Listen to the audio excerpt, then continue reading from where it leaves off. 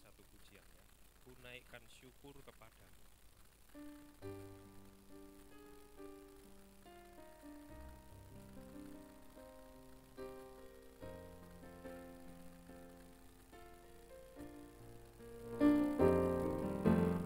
Naikkan syukur padamu Tuhan Yesus.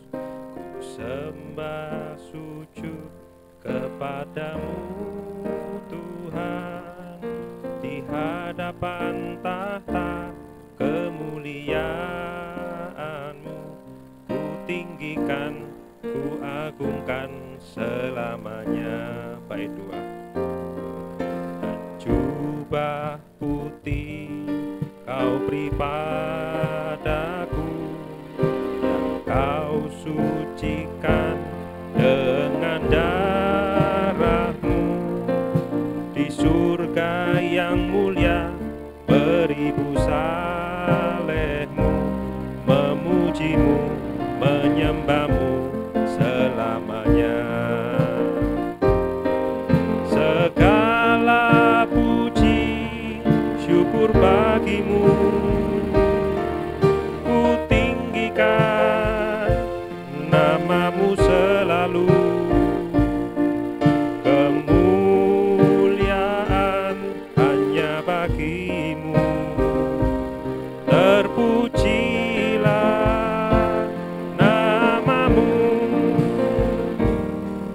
Ku naikkan syukur padamu Yesus, ku sembah sujud kepadamu Tuhan, di hadapan tahta kemuliaan-Mu.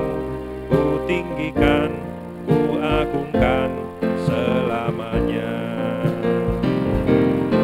Segala puji syukur bagi-Mu, ku tinggikan nama-Mu selalu.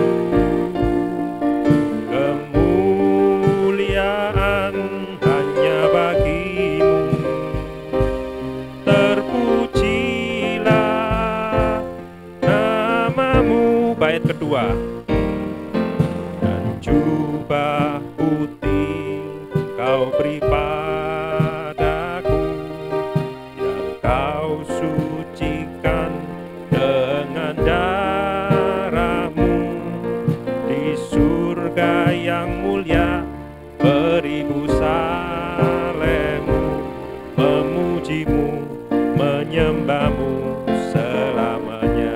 Segala puji, segala puji syukur bagi-Mu, ku tinggikan nama-Mu selalu. Kemuliaan hanya bagi-Mu, terpujilah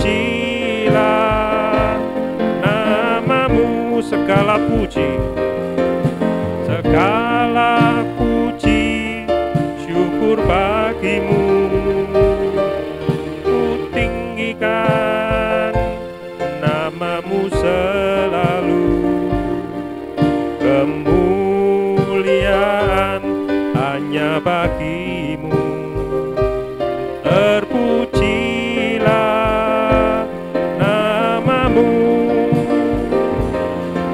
Segala puji. Saya mengundang semuanya bangkit berdiri. Ku tinggikan nama-Mu selalu. Kemuliaan hanya bagi-Mu, terpujilah nama-Mu. Mari kita tundukkan kepala. Tuhan, terima kasih Kau sudah mengumpulkan kami, memberikan kami kesempatan pada hari ini Tuhan, untuk kembali beribadah di tempat ini. Kiranya Tuhan mau berhadirat di tempat ini. Tuhan, Kau mau menolong semua pelayan-pelayan-Mu yang bertugas, supaya Tuhan apa yang kami persembahkan bisa berbau harum di hadapan-Mu. juga Engkau memberkati Tuhan pemberitaan firman-Mu. Kiranya Tuhan Engkau bisa membentuk kami sesuai dengan kehendak-Mu. Terpuji nama-Mu Tuhan, kami percaya 1-2 orang berkumpul di tempat ini, Tuhan Engkau hadir. Dan kami percaya Tuhan semua kuasa-kuasa yang bukan daripada-Mu sudah tersingkirkan. Terpuji nama-Mu Tuhan, kami mau mengawali ibadah kami di dalam nama Tuhan Yesus Kristus. Haleluya, amin. Silakan duduk. Kita lanjutkan kebaktian kita. Kita akan menyanyikan Satu Hal Telah Kuminta.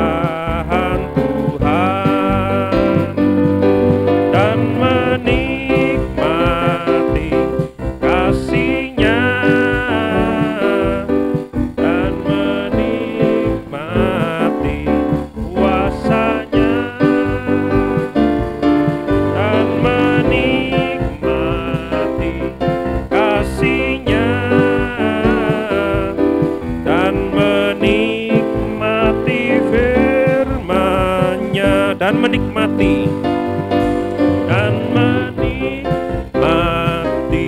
pahitnya dan menikmati kuasanya dan menikmati kasihnya dan menikmati firman-Nya. Sekali lagi dari atas.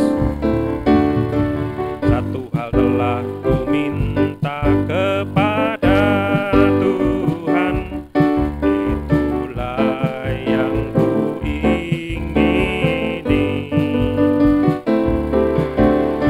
Diam di rumah Tuhan seumur hidupku, menyaksikan kemurahan Tuhan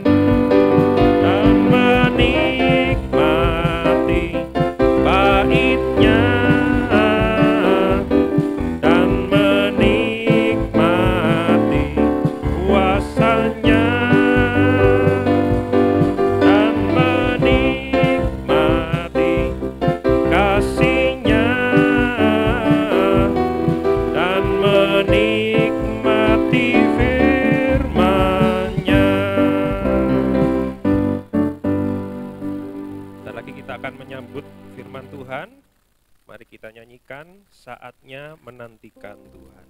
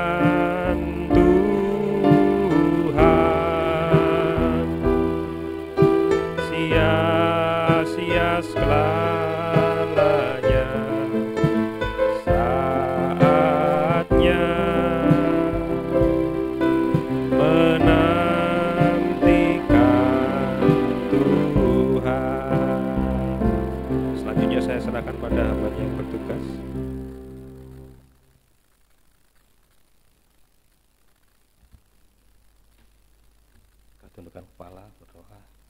Terima kasih Tuhan, terima kasih buat waktu dan kesempatan yang indah. Pada kesempatan sore hari ini kami boleh menikmati kasih-Mu di dalam rumah-Mu.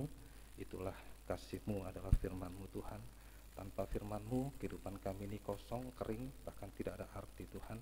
Untuk itu kami membutuhkan firman-Mu di dalam setiap kehidupan kami, dalam setiap nafas kami, bahkan setiap langkah kami Tuhan, agar langkah kami dalam mengarungi lautan dunia ini tidak tersandung, bahkan tidak menjadi sandungan bagi orang lain, sehingga bisa menenggelamkan kami di dalam lautan dunia ini dan kami tidak tertolong lagi. Itulah sebabnya kami membutuhkan firman-Mu.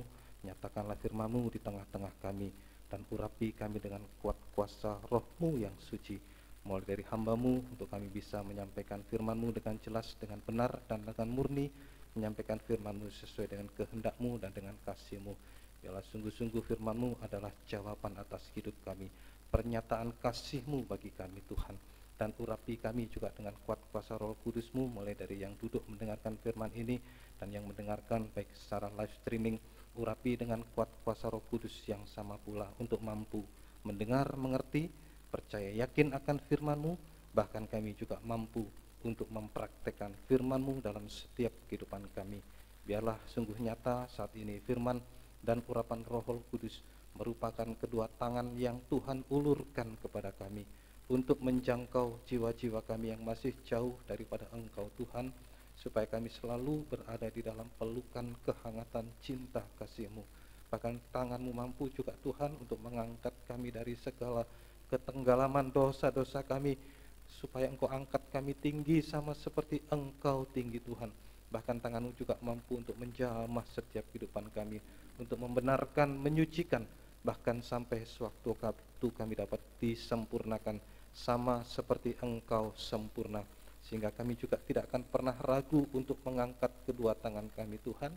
Kami hanya menyambut kedua uluran tangan-Mu, hanya menyerahkan hidup kami, menyembah Engkau, menyerahkan hidup kami, bahkan sampai detak jantung kami serahkan ke dalam tangan belas kasih kemurahan-Mu. Engkau yang memberikan kepastian bagi kami Tuhan, untuk hidup sekarang ini, masa depan yang indah, bahkan sampai kehidupan yang kekal.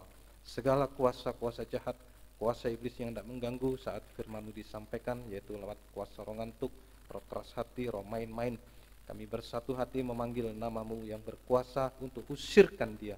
Dalam nama Yesus pergi, darah Yesus yang berkuasa. Terima kasih Tuhan.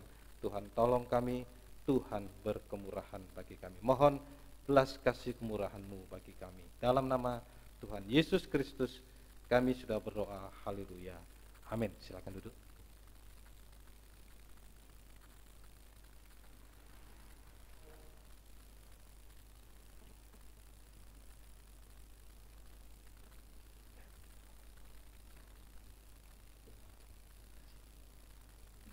Ucapkan selamat sore, salam sejahtera dalam kasih sayangnya Tuhan kita Yesus Kristus.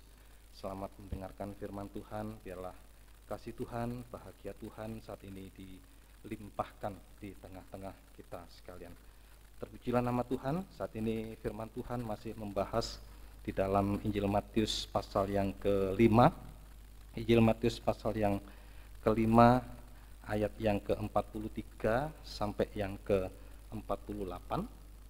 Injil Matius pasal yang ke-5, karena masih ada sesuatu hal yang masih firman Tuhan ingin sampaikan kepada kita semua di dalam Injil Matius pasal yang ke-5 ayat 43 sampai yang ke-48. Begini bunyi firman Tuhan. Kamu telah mendengar firman, kasihilah sesamamu.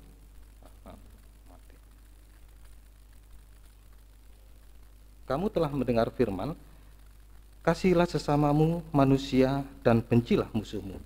Tetapi aku berkata kepadamu, kasihilah musuhmu dan berdoalah bagi mereka yang menganiaya kamu.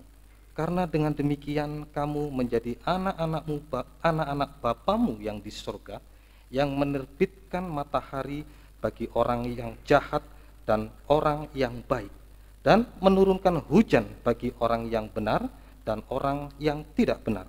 Apabila kamu mengasihi orang yang mengasihi kamu, apakah upahmu?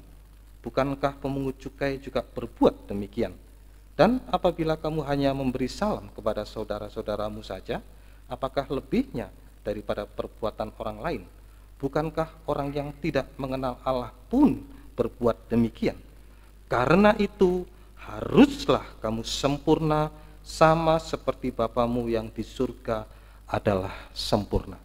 Kalau saya boleh pakai istilahnya Bapak Gembala almarhum, Bapak Gembala kita dahulu, Bapak Gembala dulu sering mengatakan, wah kalau gongnya ini di ayat yang ke-48, jadi mulai dari ayat 43 itu mulai gamelannya bunyi tong tung tung tang tung tung tang tung tung tang tung tung tang tung tung, tapi gongnya ini gengnya itu di ayat 48 ini. Karena itu haruslah kamu sempurna sama seperti Bapamu yang di surga adalah sempurna. Nah, kalau saudara baca mulai dari ayat 43 sampai 48 ini berbicara tentang kesempurnaan tentang apa? Yaitulah kesempurnaan tentang kasih. Jadi sama dengan kasih yang sempurna. Jadi kata harus di sini dikatakan, kamu harus, ini tidak bisa ditawar lagi. Tidak bisa ditawar lagi, ya memang harus dikerjakan. Tidak bisa ditawar lagi, nanti sajalah, nanti kapan-kapan saja, enggak. Tetapi firman Tuhan tadi dikatakan, kamu harus sempurna, tidak bisa ditawar-tawar lagi, harus kita menuju ke sana.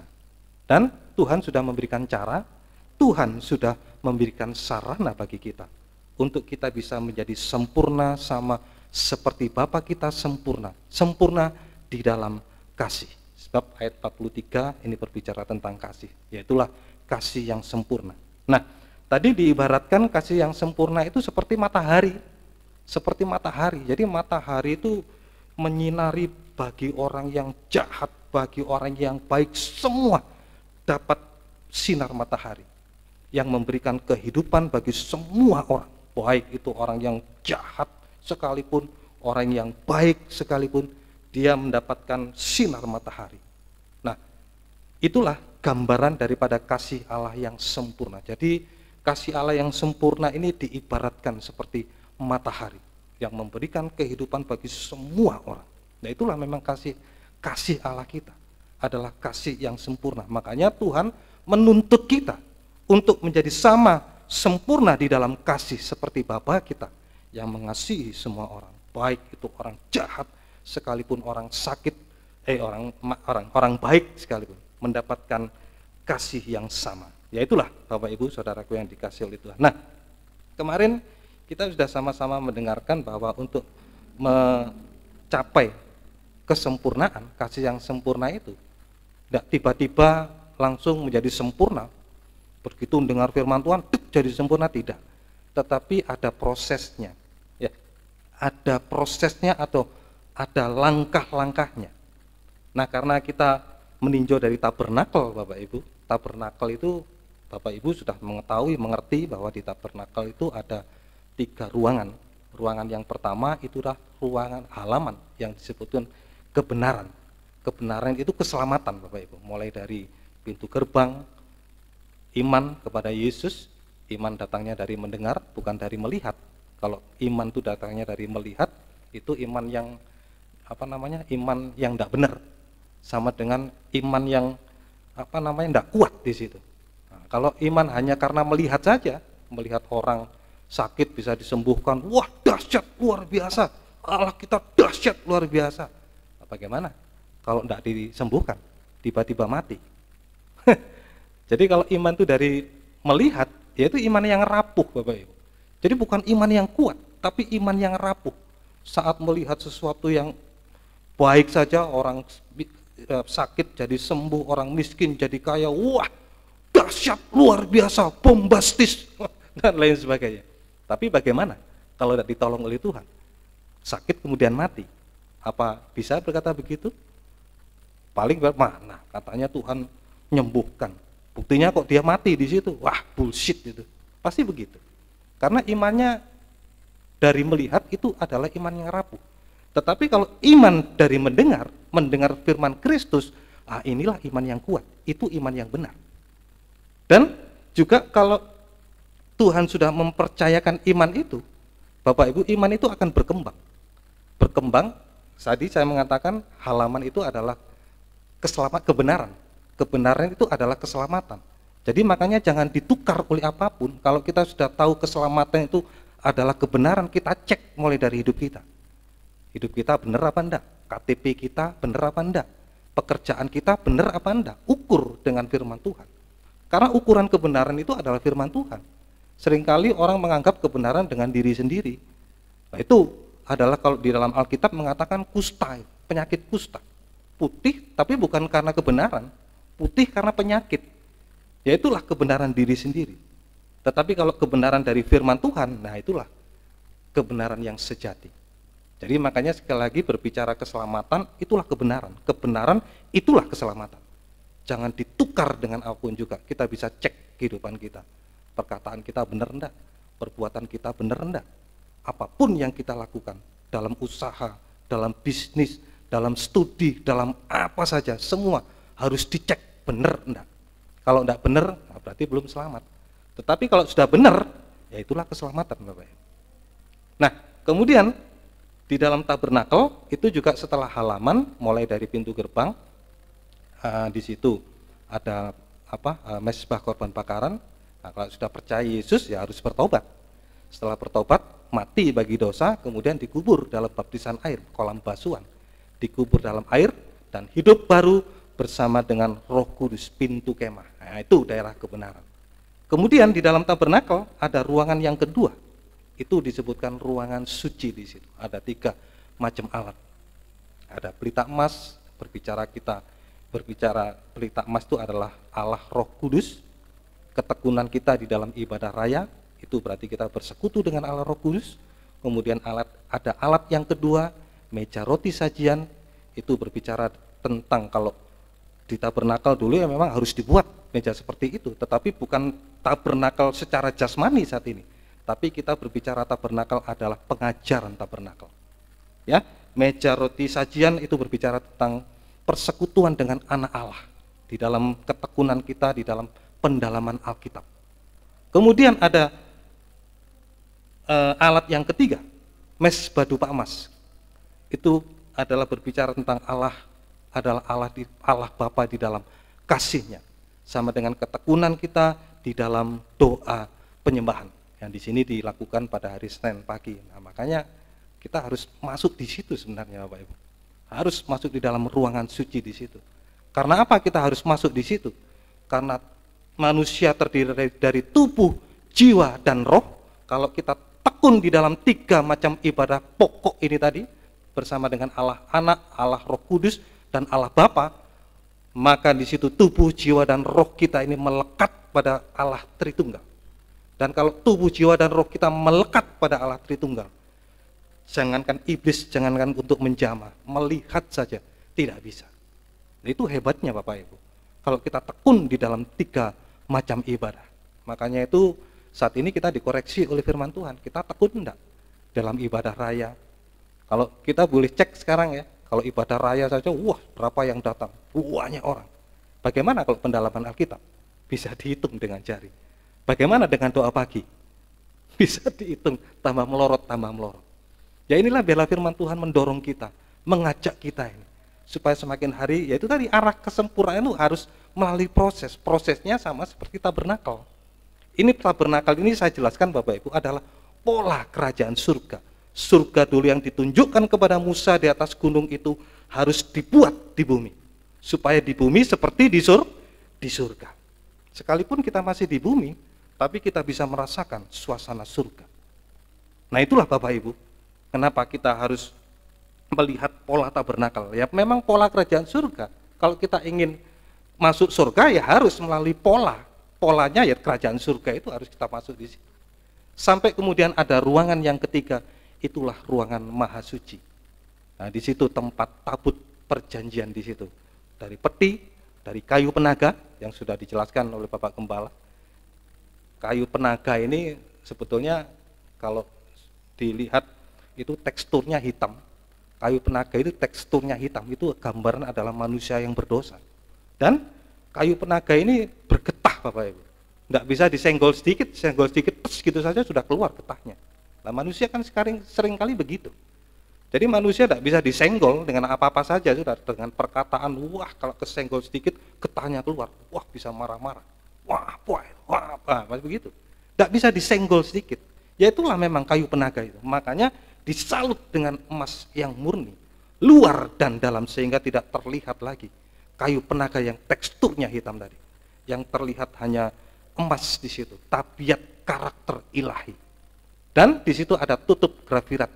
Itulah adalah gambaran dari Allah Bapa, Allah Anak, dan Allah Roh Kudus. 2 kerub yang saling berhadapan, dan petinya itu adalah gambaran pribadi Yesus dengan 7 percikan darah dengan korbannya di situ. Jadi inilah pertemuan antara gereja Tuhan yang sudah sempurna. Tadi berisi buli-buli emas, berisi tongkat Harun, dan berisi 2 loh batu di situ. Bertemu dengan tutup grafirat dan tidak bisa bergeser sedikit pun di sini. Nah inilah Bapak Ibu tentang ruangan maha suci berbicara kesempurnaan. Jadi mau tidak mau harus dikaitkan dengan pola tabernakel. Nah kemarin kita sudah sama-sama belajar bagaimana kalau kita kepingin menjadi sempurna di dalam kasih yang sempurna. Nah, beberapa waktu yang lalu firman Tuhan sudah menjelaskan Bahwa kalau kita kesempurnaan dimulai dari mulut kita. Dari Yakobus pasal 3 ayat yang kedua. Barang siapa tidak bersalah dalam perkataan, dia adalah orang yang sempurna.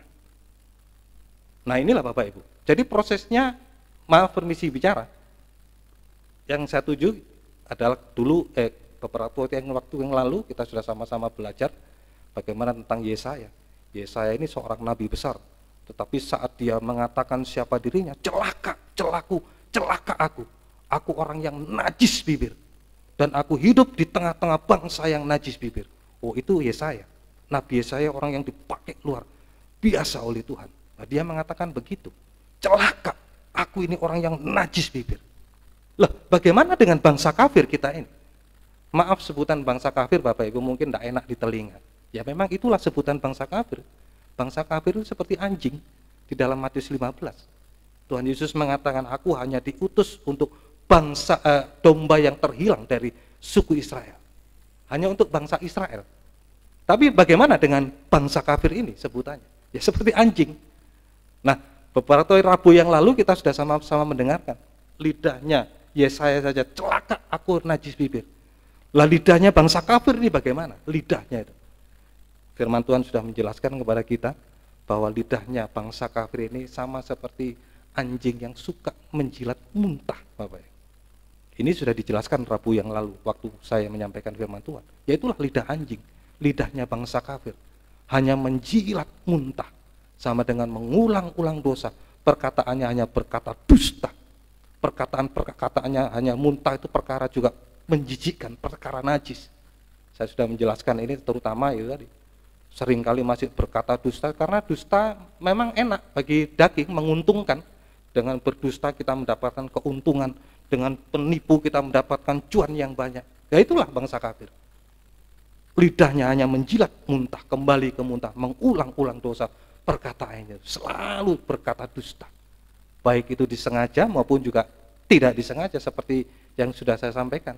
Saya jadi hamba Tuhan seringkali mulut ini sering bersalah. Maksudnya guyon dari Bapak Ibu. Ditanya sama anak saya, Pak, udah mandi dulu, mau kemana Pak? Mau ke Jakarta. Loh, bagaimana? Padahal enggak ke Jakarta.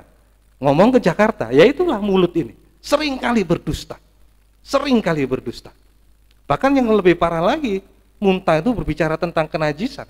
Ini orang yang berumah tangga, waduh perkataannya seperti saya dulu sebelum mengenal firman Tuhan dengan sungguh-sungguh. Kalau berbicara soal perkara porno, perkara-perkara yang waduh yang kayak gitu, waduh sudah. Sampai ketawa cekikian kayak gitu, waduh enggak cukup 1 jam 2 jam untuk berbicara seperti itu. Sambil cekikian Bapak. Waduh rasanya, ya itulah lidahnya anjing. Hanya menjilat muntah. Kemudian anjing itu bukan hanya menjilat muntah, tapi kalau saudara baca juga menjilat boroknya Lazarus itu. Pada waktu Lazarus berada di bawah meja, anjing lapar menjilat boroknya Lazarus. Itu perkataan-perkataan yang kotor. Bangsa kafir itu ya itulah. Perkataannya hanya perkataan-perkataan yang kotor di situ. Borok itu banyak bakterinya di situ. Perkataan yang kotor, wah mengumpat dan lain sebagainya. Keluar semua ada. Yang ada kebun binatang di situ. Maaf sekali lagi, oh itu biasa Pak Hari. Kalau di Surabaya di situ perkataan seperti itu ya bahasa akrab di situ. Nah, saya kemarin beberapa waktu lalu saya juga mengatakan, saya tekankan dengan sungguh-sungguh. Makanya cross check dengan hati nurani kita. Kira-kira pantas enggak anak Tuhan yang disebut anak Tuhan, pelayan Tuhan, apalagi hamba-hamba Tuhan, perkataannya menirukan hal-hal seperti itu. Perkataan mengumpat, perkataan-perkataan kotor seperti itu. Cocok enggak dengan hati nurani kita? Nah kalau memang enggak cocok ya sudah, jangan ditiru. Sekalipun kata mereka itu, wow biasa, ini biasa, bahasa akrab ini, bahasa kalau enggak gitu enggak akrab kita. Nah itulah perkataan, maaf, itulah lidah anjing itu. Hanya menjilat borok di situ. Dan yang lebih sadis lagi Bapak Ibu, anjing itu menjilat darah. Ingat kemarin, darahnya darah Nabot gitu. Darah Nabot, darah orang yang tidak bersalah. Waduh, ngeri Bapak Ibu. Kalau tidak dijaga lidah ini. Lidah ini kalau dalam Yakobus mengatakan, waduh, seperti binatang buas. Seperti binatang buas yang hanya mematikan. Bagaimana? Ya menjilat darah ini. Dengan bergosip, dengan memfitnah. Orang benar dikata-katain yang tidak betul. Oh, itu Pak Hari itu begini. Nah, sudah, mematikan karakter itu. Bukan membunuh secara fisik, tetapi membunuh secara karakter. Itu lidah ya. Membunuh atau menjilat darah orang yang tidak bersalah. Menjilat darah Nabot di situ. Dengan gosip, dengan fitnah di situ. Wah, kalau sudah kena fitnah begitu sudah. Jangankan untuk melihat orangnya, mendengar saja sudah. Siapa yang mau ini khotbah nanti? Oh, Pak Hari, wah, enggak jadi. Begitu. Itulah lidah anjing itu. Gampang sekali untuk menjilat darah, menggosipkan, memfitnah orang-orang yang bukan orang yang salah, orang benar. Kalau orang yang salah ya kalau memang benar digosipkan, difitnah ya cepat ngaku. Tapi kalau enggak, waduh bahaya Bapak.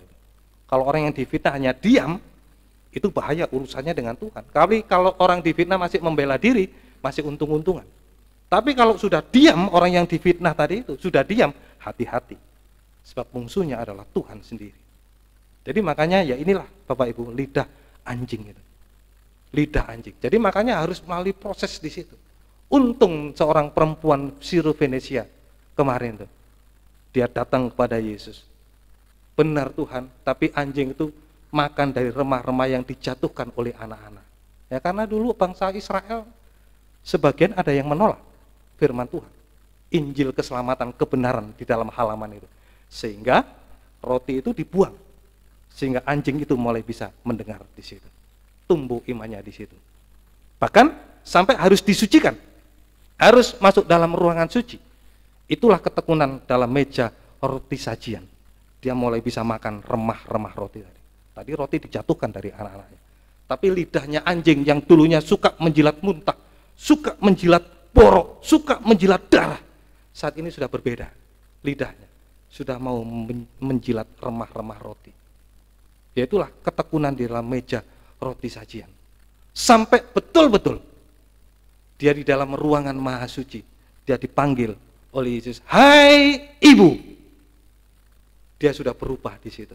Dari anjing menjadi domba yang menjilat remah-remah roti, sampai di dalam ruangan maha suci dipanggil ibu, menjadi buli emas yang tadi saya katakan di dalam peti perjanjian itu, tempatnya buli emas di situ.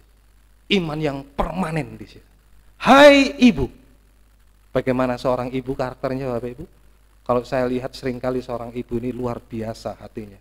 Sekalipun kalau anak-anaknya menyakiti hatinya, seringkali kalau anak-anaknya membuat hati ibu ini sedih, luka dan lain sebagainya, tetapi seorang ibu hanya berdoa kepada anak-anaknya. Itu lidah seorang ibu, sama seperti lidahnya perkataan Yesus pada waktu di atas kayu salib. Ya Bapa, ampunilah mereka, sebab mereka tidak tahu apa yang mereka lakukan. Itulah perkataan yang sudah disucikan menjadi lidah yang sempurna, lidah yang mengasihi tadi. Tidak lagi menjilat muntah, tidak lagi menjilat borok, tidak lagi menjilat darah, tetapi dia menjilat remah-remah roti, sehingga perkataannya sudah menjadi perkataan seperti Yesus. Seorang ibu ini hanya berdoa untuk anak-anaknya. Wah, luar biasa Bapak Ibu. Luar biasa firman Tuhan. Makanya harus melalui proses pola tabernakel ini, mulai dari halaman ruangan suci sampai kepada ruangan suci, menjadi buli emas di situ. Ada perkataan yang benar-benar mengasihi anak-anaknya, sama seperti Yesus. Nah sekarang menginjak yang kedua Bapak Ibu. Itu tadi, kalau ingin sempurna harus tidak bersalah dalam perkataan, sehingga diubah oleh Tuhan menjadi seorang ibu sempurna di dalam perkataan, di dalam kasih yang sempurna. Selalu berdoa. Itu Matius 5 ayat yang ke-44. Berdoalah untuk musuhmu, kasihlah sesamamu, dan berdoalah bagi musuhmu tadi di situ. Luar biasa Bapak Ibu. Nah, kemudian yang kedua, bagaimana kalau kita ingin sempurna? Proses untuk menuju kesempurnaan. Kita kembali membaca di dalam Matius pasal yang ke-19. Injil Matius pasal yang ke-19 ayat 21 sampai yang ke-22. Kata Yesus kepadanya, "Jikalau engkau hendak sempurna, pergilah, jualah segala milikmu dan berikanlah itu kepada orang-orang miskin, maka engkau akan beroleh harta di surga. kemudian datanglah kemari dan ikutlah aku. Ketika orang muda itu mendengar perkataan itu, pergilah ia dengan sedih sebab banyak hartanya. Jadi bagaimana untuk menuju kepada proses kesempurnaan yang kedua ini? Tadi mulutnya tadi. Kalau siapa tidak bersalah dalam perkataannya, dia adalah orang yang sempurna, hanya berdoa kepada musuh, baik orang yang mengasihi dia, juga kepada orang-orang yang membenci dia. Musuh sekalipun harus didoakan sama seperti Yesus. Kemudian kesempurnaan yang kedua tadi, jika engkau hendak sempurna, pergi, juallah harta milikmu dan berikanlah bagi orang miskin. Nah Bapak Ibu, kalau ini mungkin saudara bilang, apa kalau saya ini tidak sempurna, apa tak jual saja rumah saya Pak Hari, apa toko saya tak jual, tak bagikan. Bukan seperti itu Bapak Ibu. Tapi ini berbicara tentang, karena Tuhan Yesus tahu bahwa orang muda ini, dia mengatakan, saya sudah melakukan ini. Cuman Yesus mengatakan, cuma kurang satu saja perbuatanmu. Itu nanti karena dia kenapa? Dia ada keinginan jahat, ya. Di dalam dirinya itu ada keinginan jahat. Ada keinginan jahat dan najis. Makanya kalau kita hendak sempurna tadi dikatakan, tidak ada keinginan jahat di dalam hati kita ini. Sekali lagi saya ulangi, kalau kita hendak sempurna tadi dikatakan, yaitu adalah hati yang tidak lagi dikuasai keinginan jahat. Bagaimana keinginan jahat itu? Sebab tadi begitu dia mendengar pemuda tadi itu disuruh menjual hartanya, waduh, dia enggak bisa. Ya, dia enggak bisa tadi. Ketika orang muda itu mendengar perkataan itu sedih karena banyak hartanya di situ. Nah, inilah Tuhan Yesus tahu bahwa dia terikat hatinya. Dia ada terikat hatinya dengan keinginan-keinginan jahat tadi. Bagaimana sih keinginan jahat itu? Kita akan membaca di dalam 1 Timotius pasal 6 ayat yang ke-10. 1 Timotius pasal 6 ayat sampai yang 1 Timotius pasal 6 ayat yang ke-10. Karena akar segala kejahatan ialah cinta uang. Sebab oleh memburu uanglah beberapa orang telah menyimpang dari iman dan menyiksa dirinya dengan berbagai duka. Jadi kalau ingin hendak sempurna tadi itu, Yesus mengatakan kepada pemuda, jual segala hartamu dan bagikanlah kepada orang miskin. Karena Yesus tahu hatinya dia terikat oleh uang, bukan oleh uangnya, tapi cinta kepada uang. Ya inilah tadi yang saya katakan, terikat dengan keinginan jahat tadi. Sebab segala akar kejahatan itulah cinta akan uang. Jadi bukan uang Bapak Ibu, bukan uangnya Bapak Ibu. Sebab uang itu kita butuh, pekerjaan Tuhan ini juga butuh uang. Untuk bayar listrik, bayar apa saja semua butuh uang. Jadi bukan uangnya, tapi karena cinta akan uang itu yang membuat dia tidak bisa sempurna. Jadi makanya Tuhan Yesus tadi mengatakan kalau kamu hendak sempurna, harus tidak ada lagi keinginan jahat, sama dengan tidak ada lagi cinta akan uang. Itu adalah akarnya kejahatan. Makanya ini harus dicabut sungguh-sungguh. Untuk bisa mencabut akar ini sekali lagi memang harus ada proses, tidak bisa sekaligus seperti itu. Harus ada proses, sama seperti perempuan Sirofenesia tadi itu. Anjing jadi domba, domba kemudian meningkat menjadi seorang ibu. Demikian pula juga dengan kalau kita ingin sempurna di dalam kasih, terutama tidak ada lagi keinginan jahat, cinta akan uang. Sebab kalau masih ada keinginan jahat ini, nah ini tadi yang dikatakan bahwa keinginan akan uang tadi itu, cinta akan uang tadi itu, beberapa orang yang menyimpang dari iman, dan ini seringkali kalau sudah dikuasai oleh uang, cinta akan uang ini, kalau sudah cinta akan uang seringkali membutakan, membuat mata itu buta, tidak bisa melihat orang tua, tidak bisa melihat sesama, tidak bisa melihat Tuhan juga tidak bisa. Justru yang ada dengan cinta akan uang ini mengakibatkan kikir. Kikir itu tidak bisa memberi, Bapak. Orang kikir itu susah sekali untuk memberi. Sekali lagi, saya mengibaratkan kalau kita mencintai seseorang barangkali ya, kalau kita mencintai seseorang mau pergi meninggalkan kita, waduh kita berat ya, oh janganlah, kamu jangan pergilah, di sini saja sama kita, oh jangan kamu pergi begitu, karena ada ikatan cinta. Demikian pula juga dengan uang. Kalau kita mencintai uang, mau keluar dari dompet saja, berat rasanya. Berat mengeluarkan uang dari dompet. Ya karena sekali lagi ya itu tadi, ada cinta akan uang tadi. Sehingga mengakibatkan kikir itu tidak bisa memberi. Hati-hati Bapak Ibu. Makanya ini perlu dikoreksi dalam kehidupan kita. Bukan sekali lagi, bukan kita menjual harta kita. Ada ikatan uang dalam hati kita ini. Ikatan cinta akan uang, bukan ikatan uang ya, tapi ikatan cinta akan uang. Ada enggak? Kalau enggak ada ya bersyukur, puji Tuhan. Puji Tuhan. Saya dari dulu pun kadang-kadang saya juga melihat istri saya juga masih kurang.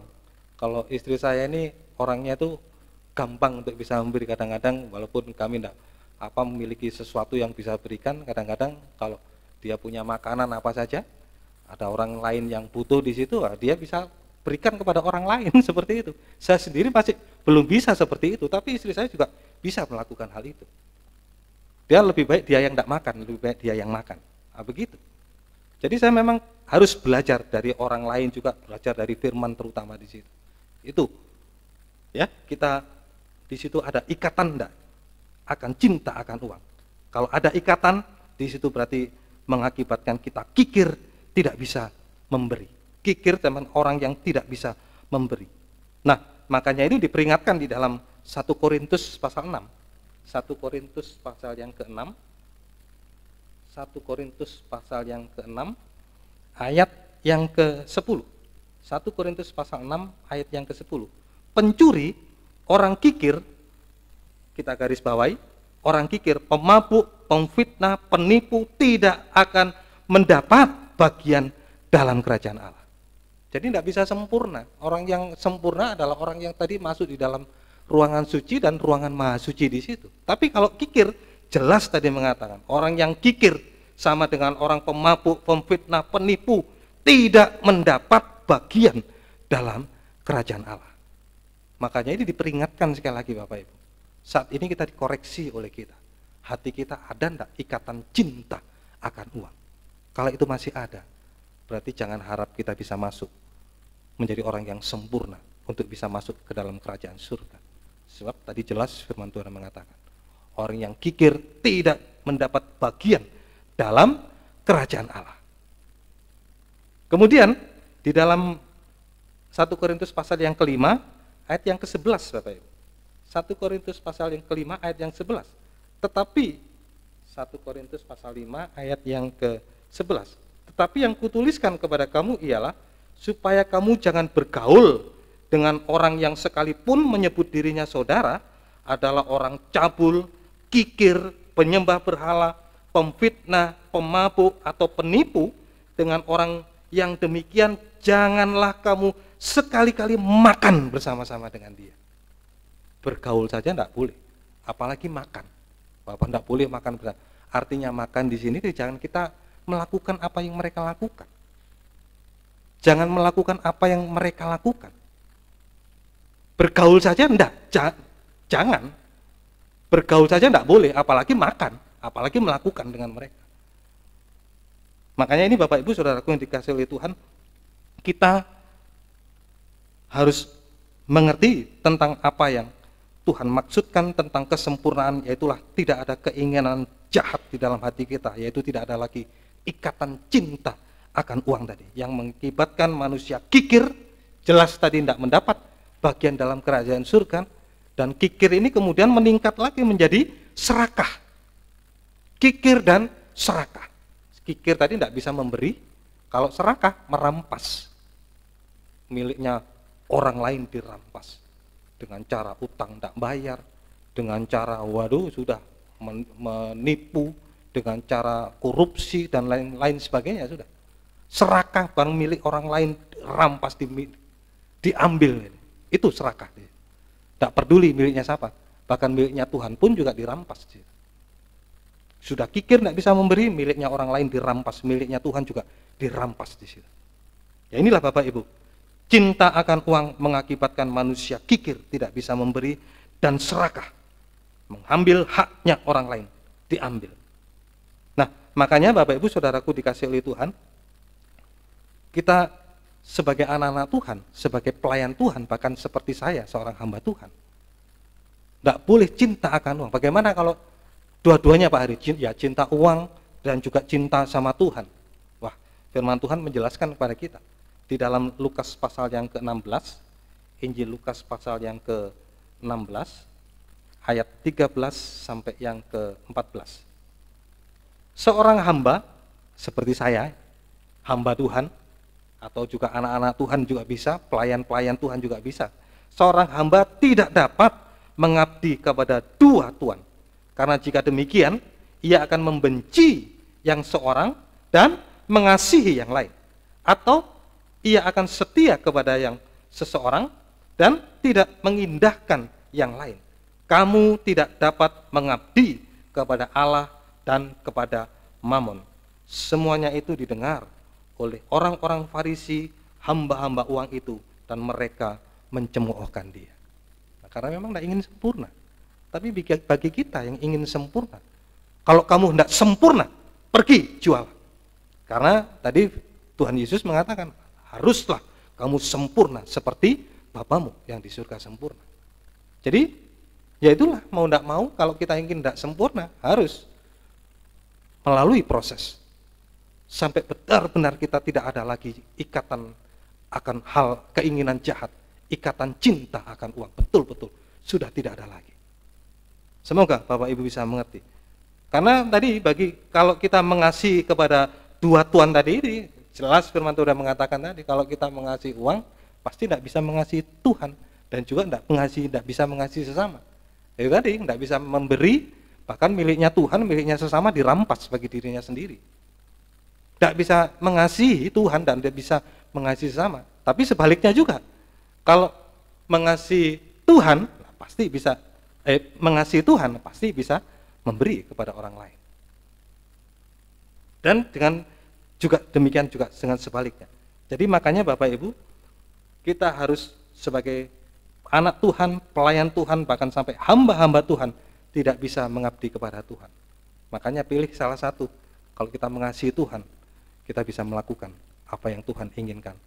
Tadi itu, jual segala milikmu. Artinya itu tadi, buang segala ikatan cinta akan uang tadi itu, dan ikutlah aku tadi.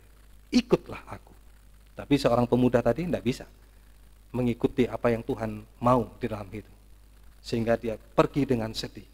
Makanya Bapak Ibu Saudaraku yang dikasihi oleh Tuhan, orang yang mengasihi uang di situ, sekalipun kaya mungkin barangkali, tapi hidupnya sama seperti pemuda tadi itu. Hidupnya pasti ditandai kesedihan-kesedihan. Seringkali jangan kita berpandangan bahwa kebahagiaan itu karena diukur dengan uang. Seberapa banyak orang yang kaya. Saya dengar berita dia sampai bisa loncat dari apartemen, padahal kekayaannya luar biasa. Tapi bukan itu ukuran kebahagiaan. Makanya firman Tuhan katakan kalau tidak ada ikatan cinta akan uang itu, kita nanti akan merasakan kebahagiaan surga, Bapak Ibu. Nanti kita akan sama-sama lihat tentang kebahagiaan itu. Nah, makanya itu kita tidak bisa mengabdi kepada dua tuan, ya kepada uang dan juga kepada Tuhan. Makanya harus salah satu kita pilih. Kita harus salah satu memilih. Nah, makanya Tuhan kalau kita menjadi mengerti akan kehendak Tuhan, kita tidak akan mengasihi, tidak akan cinta akan uang, tetapi kita bisa mengasihi kepada Tuhan. Nah, kembali lagi Bapak Ibu, untuk menjadi sempurna harus melalui proses tadi itu. Tetapi kalau menolak Bapak Ibu, menolak, bagaimana kalau tidak mau melalui proses ini? Nah, jelas tadi tidak akan bisa mencapai kesempurnaan itu, apalagi masuk dalam kerajaan surga. Tidak bisa menuju kesempurnaan sama dengan tidak bisa masuk ke dalam kerajaan surga. Nah, contohnya satu di sini adalah Yudas. Contohnya adalah Yudas. Ini berbicara tentang bangsa Israel, tentang orang Israel. Ini adalah Yudas, ini sekali lagi adalah muridnya Yesus, Bapak Ibu. Muridnya Yesus dan mendapat satu kepercayaan Yesus yang luar biasa, Bapak. Yudas ini adalah orang dari 12 murid yang dipercaya cuma Yudas saja. Dipercaya apa ini? Sebagai bendahara, memegang kas keuangan di situ. Jadi nggak sembarang orang bisa dipercaya untuk memegang uang, Bapak. Kalau di dunia saja orang masih pilih-pilih ya. siapa yang jadi bendahara, dilihat track recordnya seperti itu.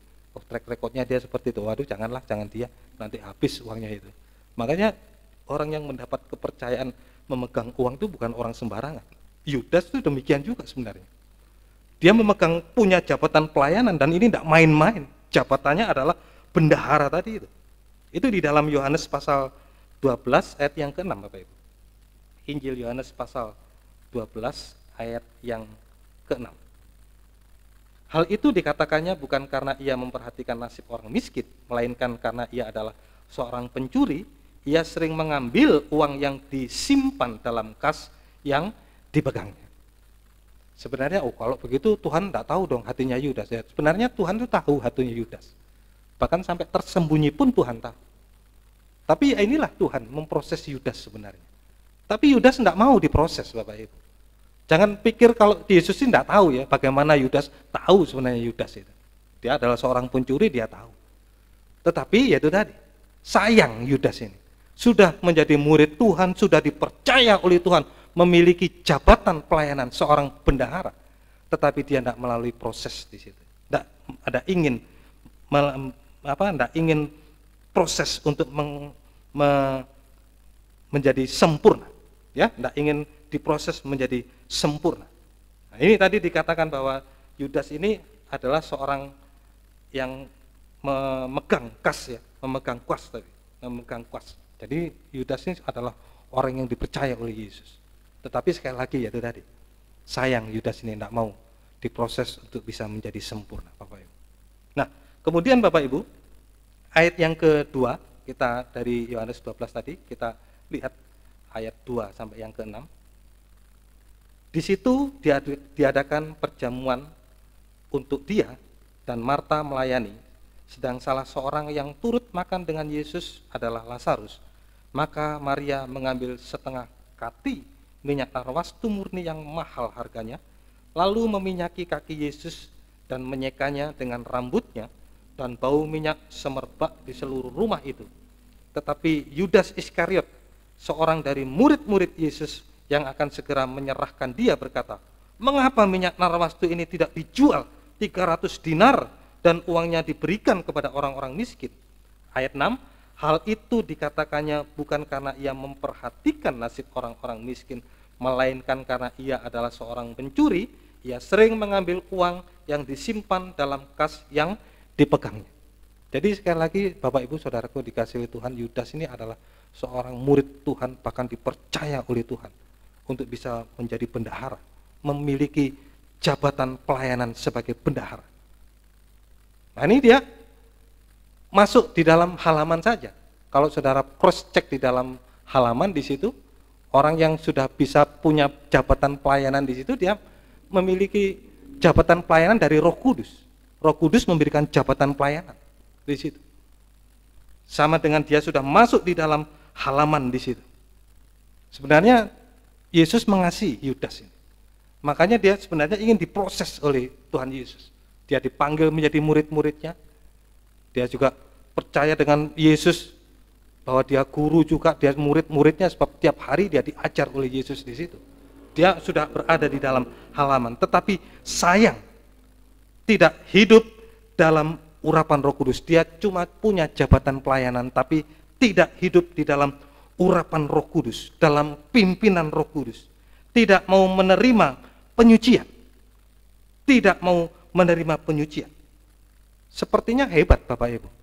Kalau saudara baca perkataan Yudas di sini ya, dikatakan, mengapa minyak narwastu tidak dijual 300 dinar dan uangnya diberikan kepada orang-orang miskin? Sepertinya Yudas ini hebat Bapak Ibu. Kalau orang-orang yang tidak tahu, mungkin murid-murid yang lain tidak tahu Yudas ini, wah hebat ya Yudas ini ya. Dia punya pikiran yang luar biasa. Loh, minyak narwastu itu mahal harganya. Dijual 300 dinar, wah 300 dinar ini upahnya 1 tahun Bapak Ibu. Dengan upah saat bekerja 1 dinar sehari. Kalau 300 dinar berarti selama 1 tahun, upah 1 tahun. Dia cuma buang untuk meminyaki kaki Yesus. Ini hatinya Yudas. Hatinya Yudas Bapak Ibu. Nah kalau orang yang tidak tahu hatinya Yudas, maaf permisi bicara.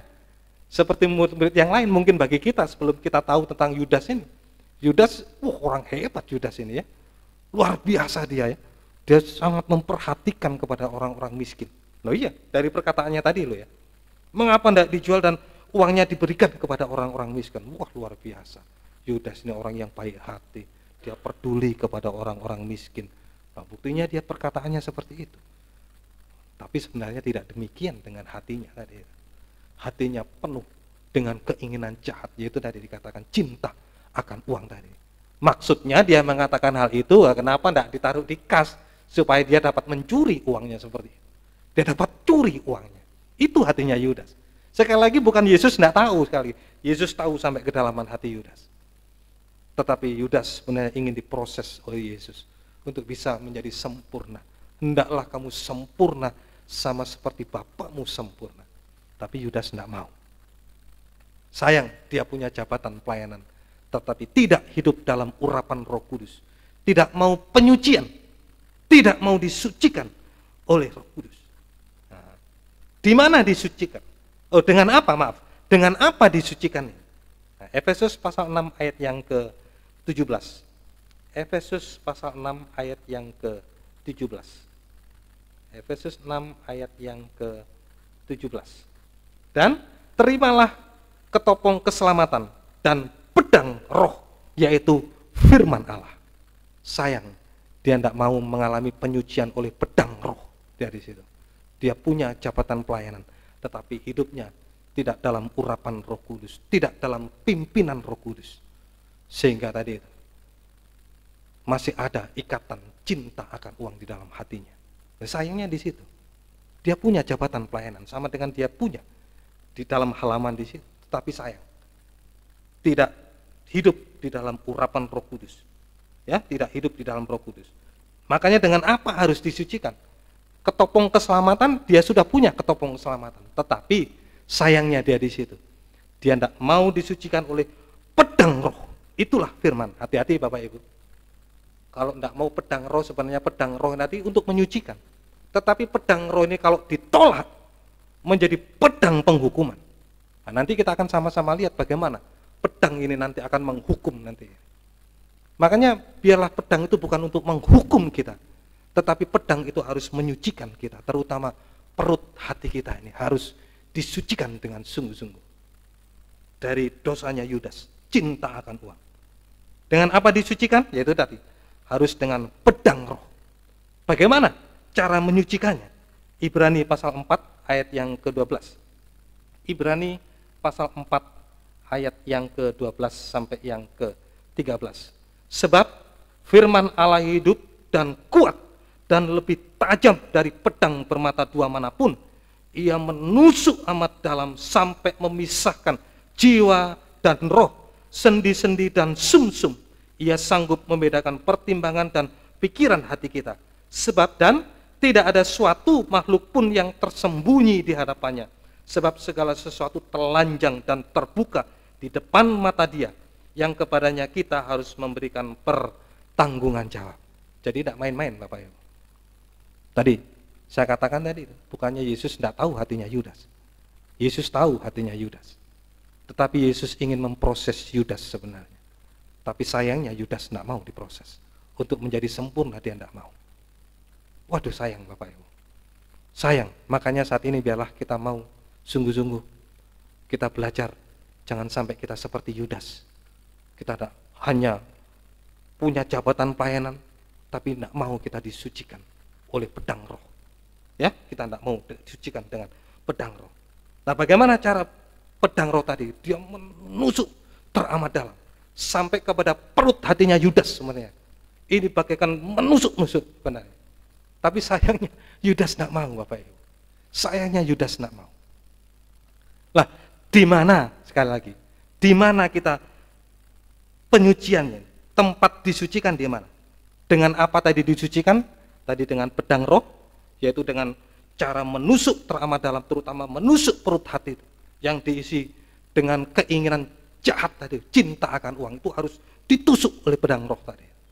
Sampai betul-betul menusuk perutnya Yudas. Tapi Yudas tidak mau. Nah, di mana tempat penyucian itu sendiri? Imamat 21 ayat yang ke-12. Imamat pasal yang ke-21 21 ayat yang ke-12. Kalau Bapak Ibu perikopnya baca di situ kudusnya para imam. Nah, sebenarnya imam-imam, anak-anak Tuhan, pelayan Tuhan, hamba-hamba Tuhan, kudusnya para imam. Ini harus berada di dalam Imamat 21 ayat yang ke-12 ya. Janganlah ia keluar dari tempat kudus. Kalau di dalam tabernakel itulah ruangan suci di situ. Jangan sampai keluar kita dari situ, dalam ruangan suci. Supaya jangan dilanggarnya kekudusan tempat kudus Allahnya, karena minyak urapan Allahnya yang menandakan bahwa ia telah dikhususkan ada di atas kepalanya, akulah Tuhan. Nah, disitulah kita tempat disucikan, di dalam ruangan suci.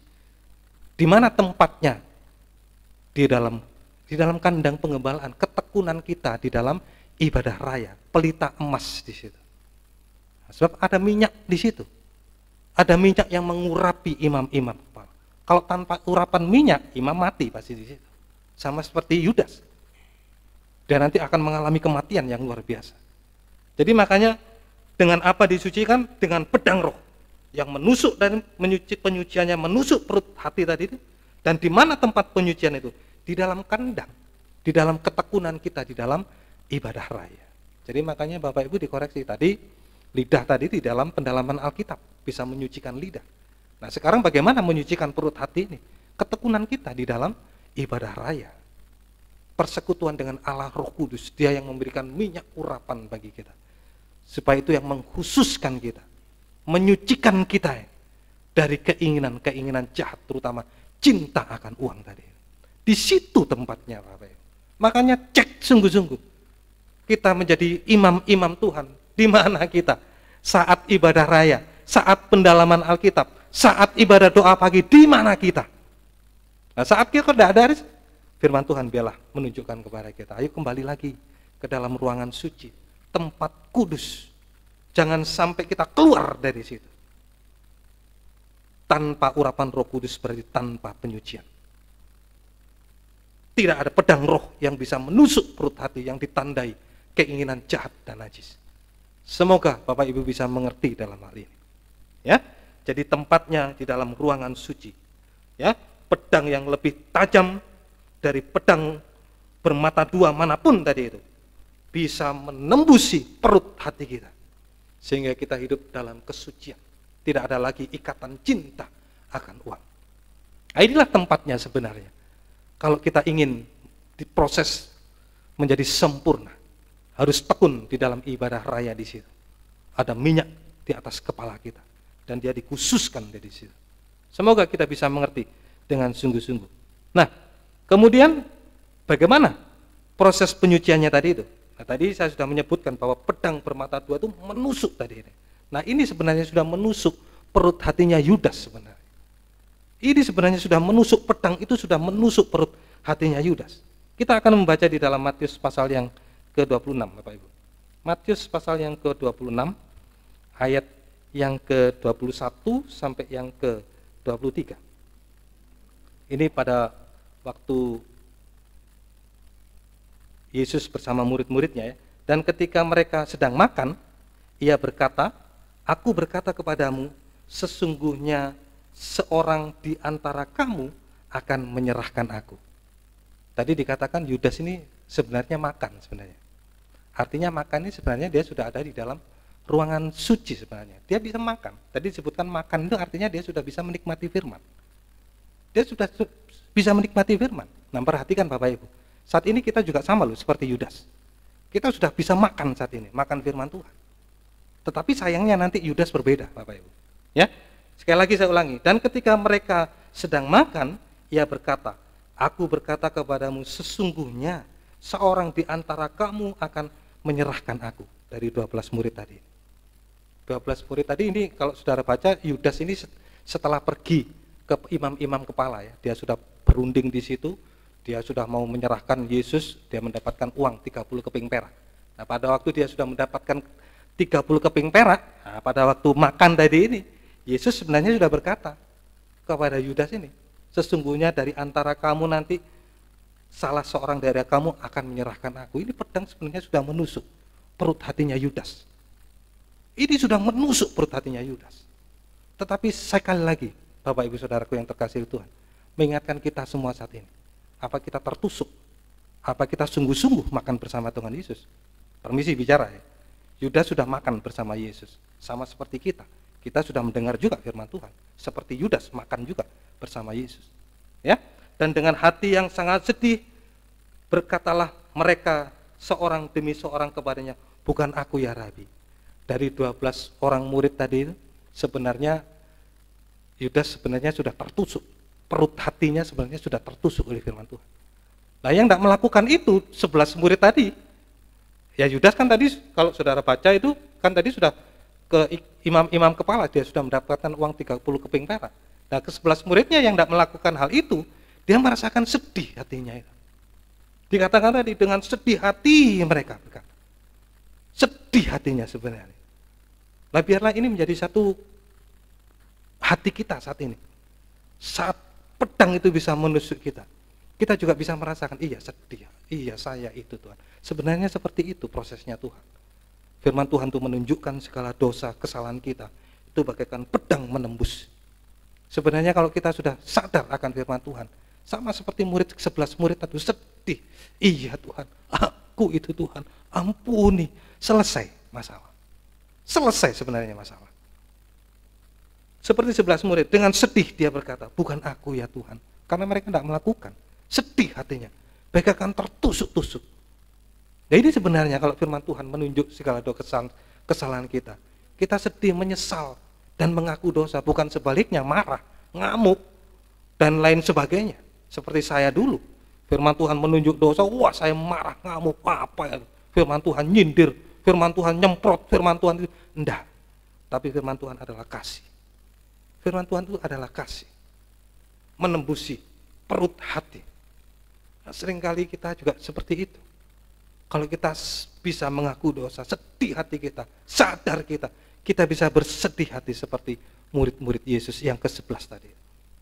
Ia menjawab, dia yang bersama-sama dengan aku mencelupkan tangannya ke dalam pinggan ini, ialah yang akan menyerahkan aku. Wah, lebih jelas lagi. Tadi di antara kamu masih belum jelas firman Tuhan. Tapi yang kedua, sudah jelas dia yang mencelupkan aku bersama-sama dengan aku ke pinggan ini. Yudas sudah mencelupkan itu. Sebenarnya firman Tuhan sudah menunjuk langsung sudah ke dalam perut hatinya Yudas. Kemudian anak manusia akan pergi sesuai dengan apa yang ada tertulis tentang dia. Akan tetapi celakalah orang yang olehnya anak manusia itu diserahkan. Adalah lebih baik bagi orang itu sekiranya ia tidak dilahirkan.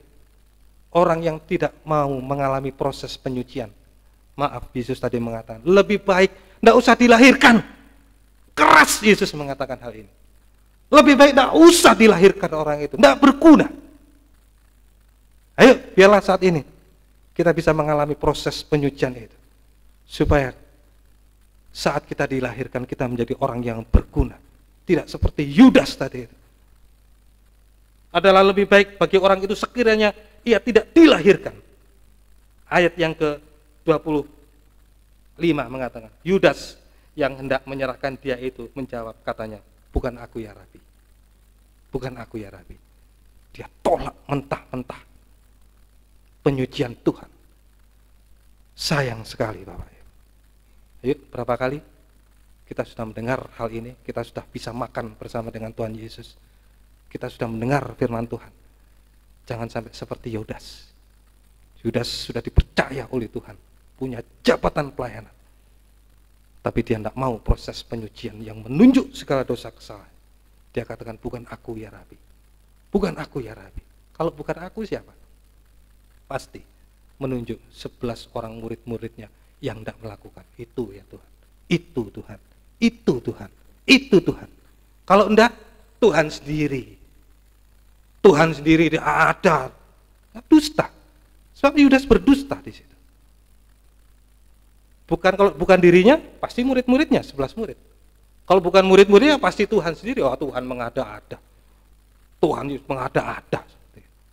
Begitu pasti. Makanya inilah Bapak Ibu, proses penyucian itu langsung menunjuk perut hatinya Yudas. Tapi sayang Yudas Tidak mau, bukan aku ya Rabi. Bukan aku ya Rabi. Cilaka. Tidak mau proses penyucian Yudas ini. Nah, akibatnya bagaimana Bapak Ibu? Akibatnya, kita akan membaca di dalam Matius pasal 27, Matius pasal yang ke-27 ayat yang kelima. Matius 27 ayat yang kelima. Maka ia pun mencampakkan uang perak itu ke dalam bait suci, lalu ia pergi dari situ dan menggantung diri. Ini akibat Yudas tadi menolak penyucian. Kemudian dilanjutkan di dalam Kisah Para Rasul pasal yang ke-1, Kisah Para Rasul pasal yang ke-1 ayat 17 sampai yang ke-19. Kisah Para Rasul pasal 1, Kisah Para Rasul 1 ayat 17 sampai yang ke-19. Dahulu ia termasuk bilangan kami dan mengambil bagian di dalam pelayanan ini. Tadi seharusnya dia berada di dalam ruangan suci. Yudas sudah berada di dalam ruangan suci. Tetapi karena dia menolak proses penyucian tadi itu, akhirnya dia keluar dari situ. Tadi disebutkan, dahulu ia termasuk dalam bilangan, dulu setia, dulu rajin dalam penggembalaan. Tetapi yaitu tadi, tidak mau proses penyucian tadi itu.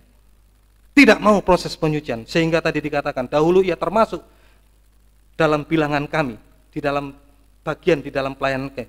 Yudas ini telah membeli sebidang tanah dengan upah kejahatannya, lalu ia jatuh tertelukup dan perutnya terbelah sehingga semua isi perutnya tertumpah keluar.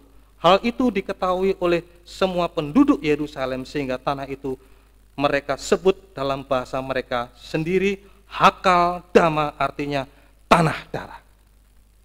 Ngeri Bapak Ibu. Akibat proses penyucian.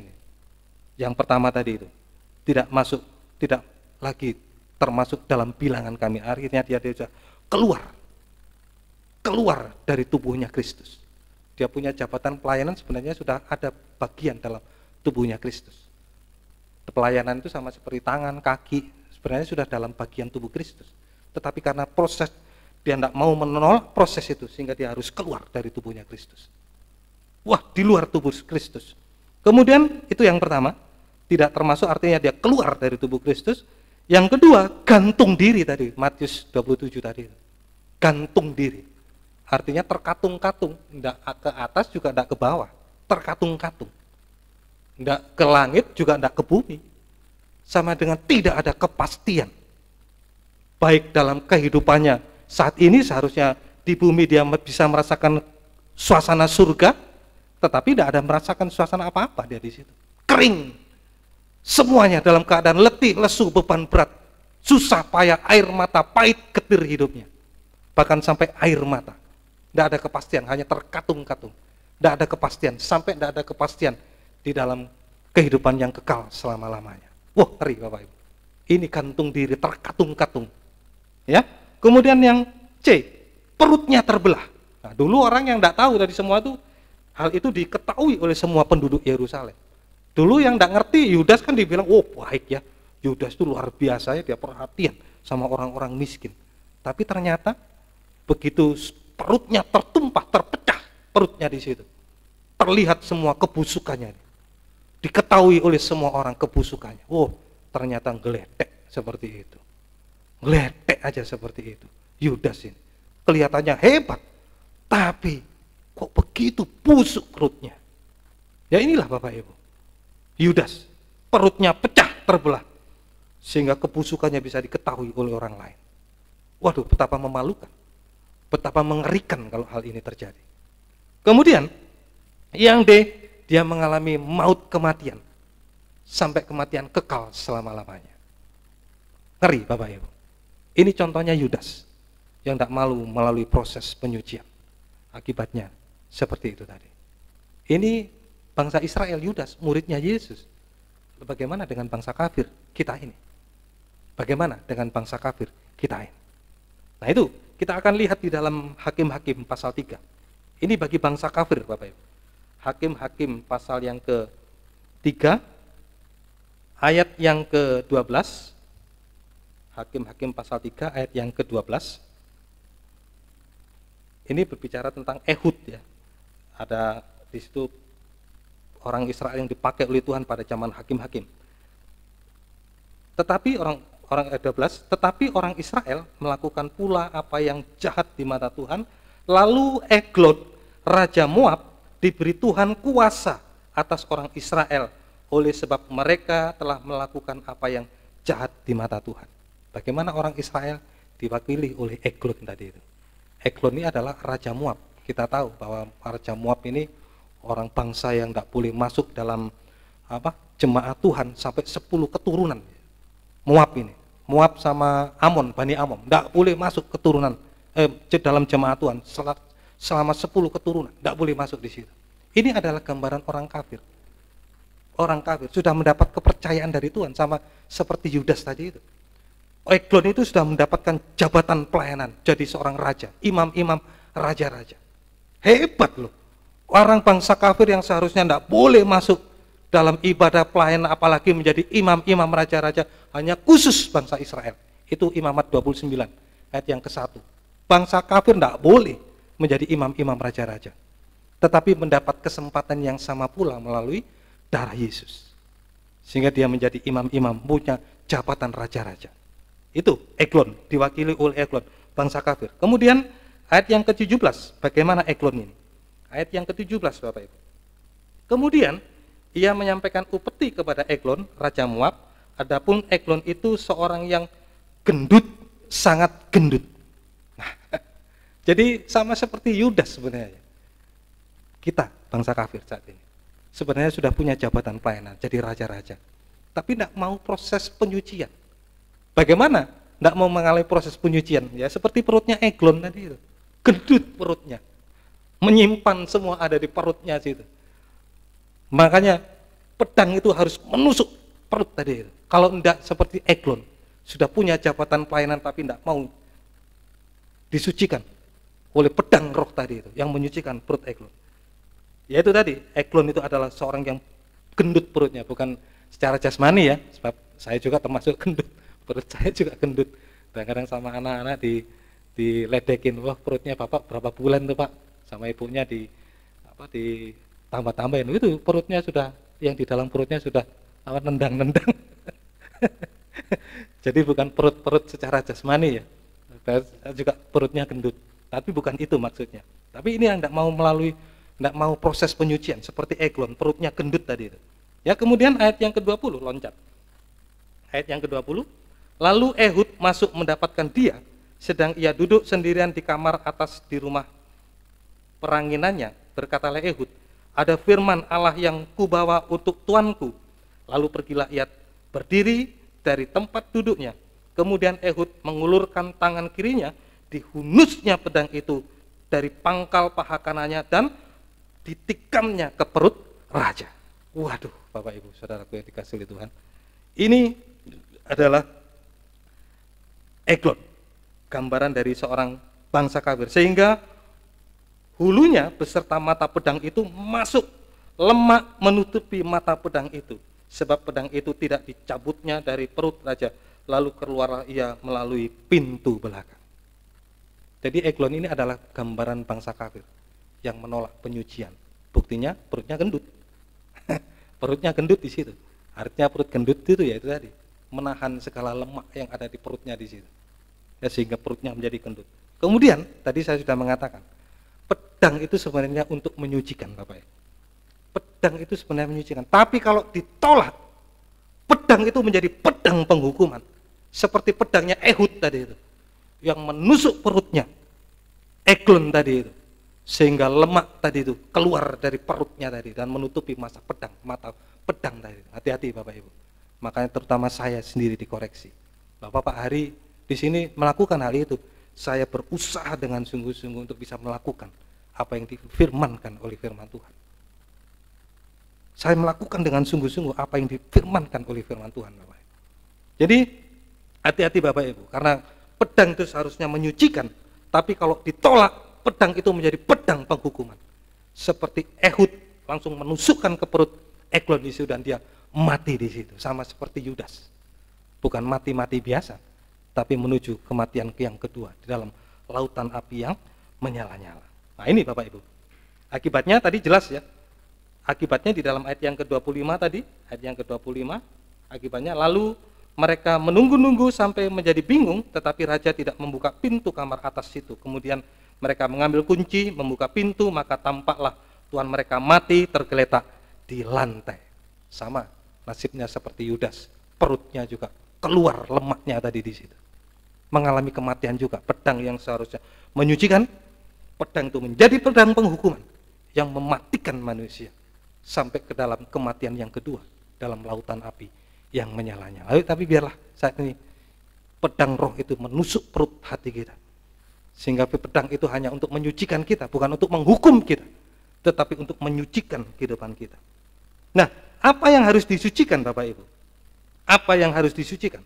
Yang disucikan adalah perut hati tadi yang diisi dengan lemak-lemak tadi.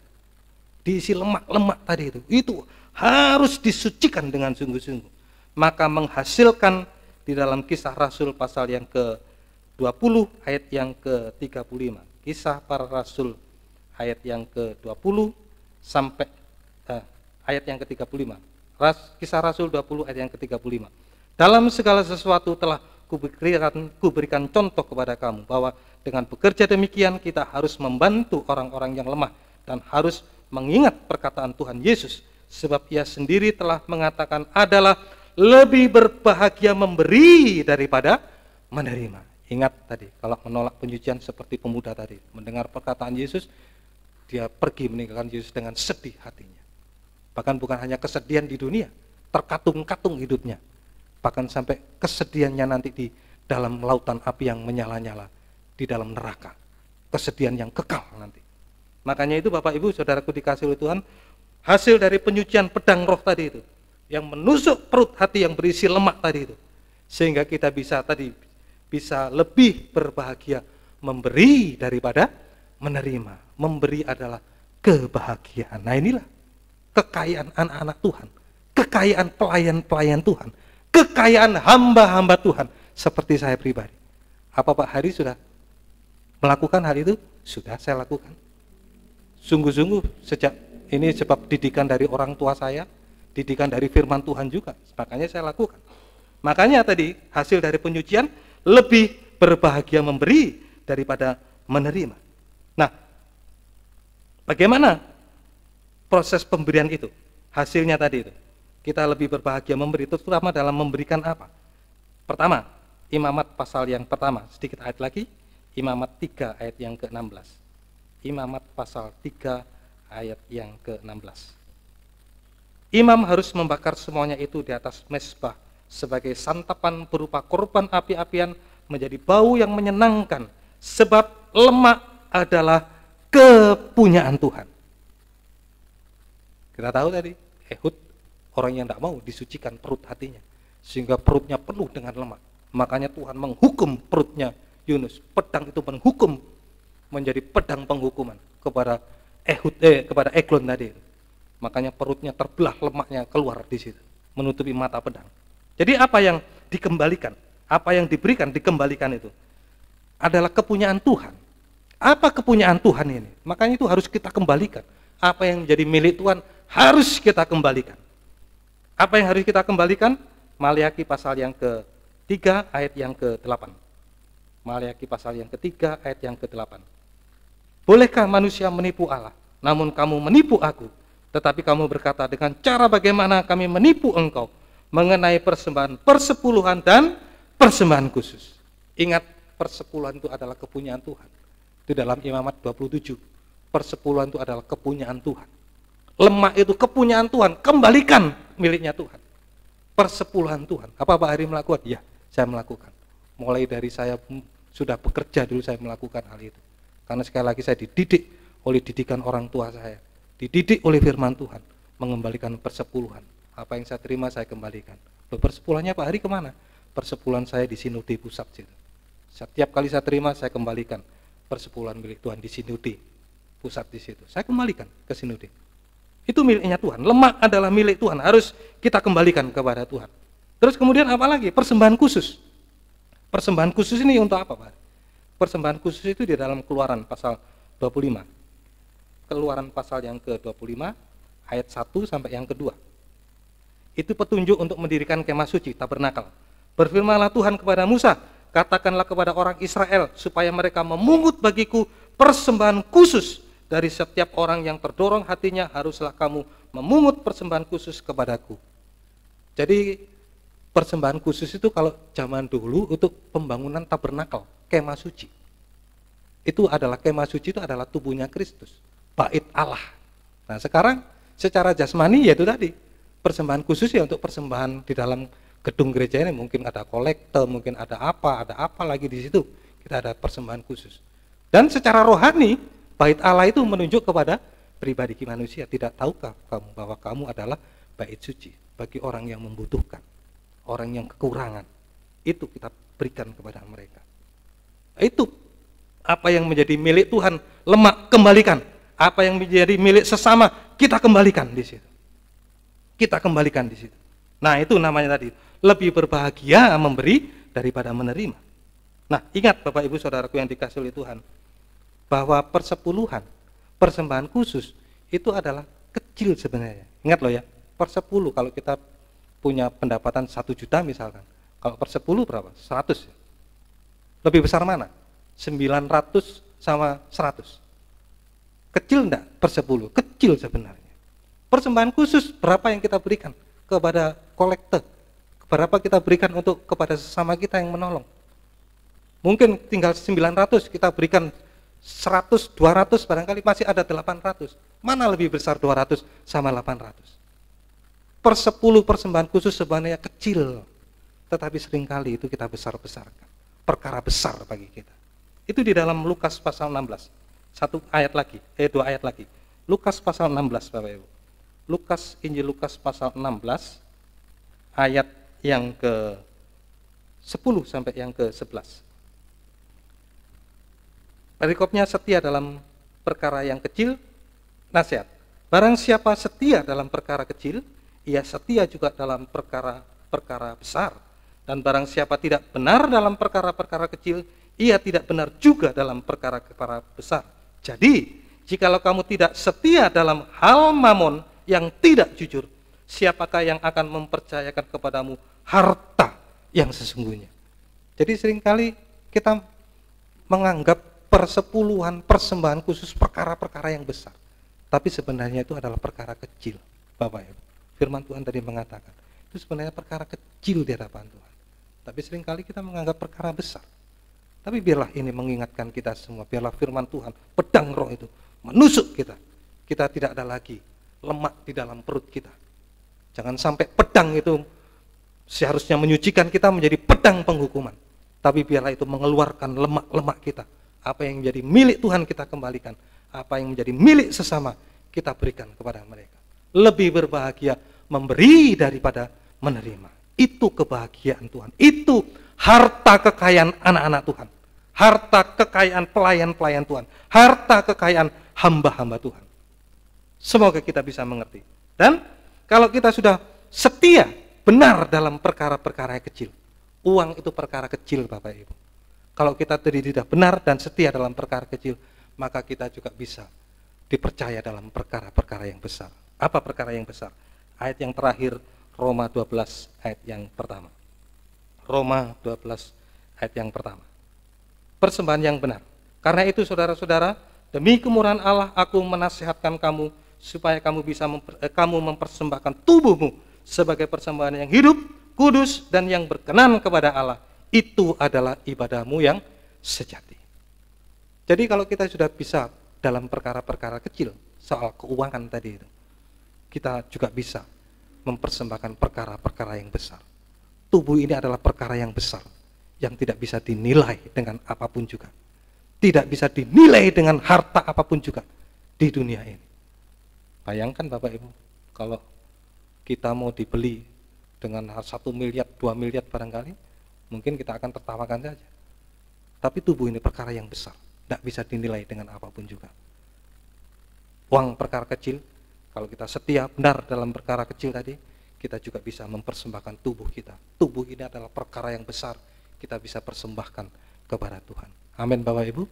Dan inilah Bapak Ibu proses penyucian. Sampai kita menjadi tongkat Harun di ruangan suci yang berada di dalam peti perjanjian. Kita menjadi tongkat yang seharusnya mati tadi di situ, tetapi melalui proses penyucian kita bisa lebih berharga memberi daripada menerima. Maka kita ada harapan seperti tongkat Harun dalam ruangan suci, di dalam peti perjanjian tadi. Ada pengharapan yang benar-benar menyucikan kita, sehingga kita terbebas dari keinginan jahat, cinta akan uang. Semua untuk kemuliaan bagi nama Tuhan. Inilah Bapak Ibu yang bisa saya sampaikan. Biarlah sungguh-sungguh firman Tuhan dalam pendalaman Alkitab ini membuat kita semakin hari disucikan, agar kita seperti dalam apa yang Tuhan Yesus tekankan sungguh-sungguh, haruslah kamu sempurna sama seperti Bapamu sempurna. Kita bisa mewujudkan itu kalau kita tidak ada lagi ikatan cinta akan uang di dalam perut hati kita ini. Tuhan menolong kita semua, Tuhan memberkati, amin. Kita akan nyanyikan satu pujian bagi Tuhan. Mari saya undang semua bangkit berdiri dan pemain musik untuk bisa mengambil tempat. Kita akan menyanyikan satu pujian hati sebagai hamba.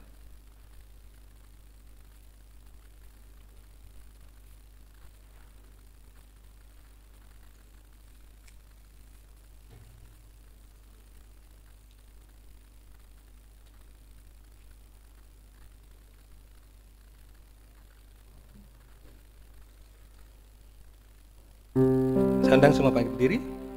Kita akan nyanyikan satu pujian hati sebagai hamba.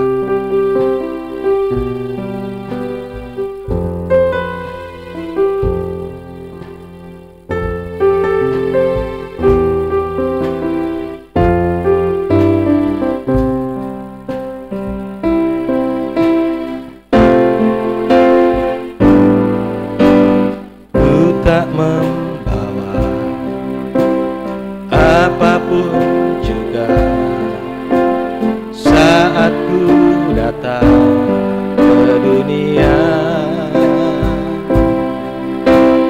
Ku tinggal semua pada akhirnya saat ku kembali ke surga. Asal tidak ada ikatan cinta uang dari atas.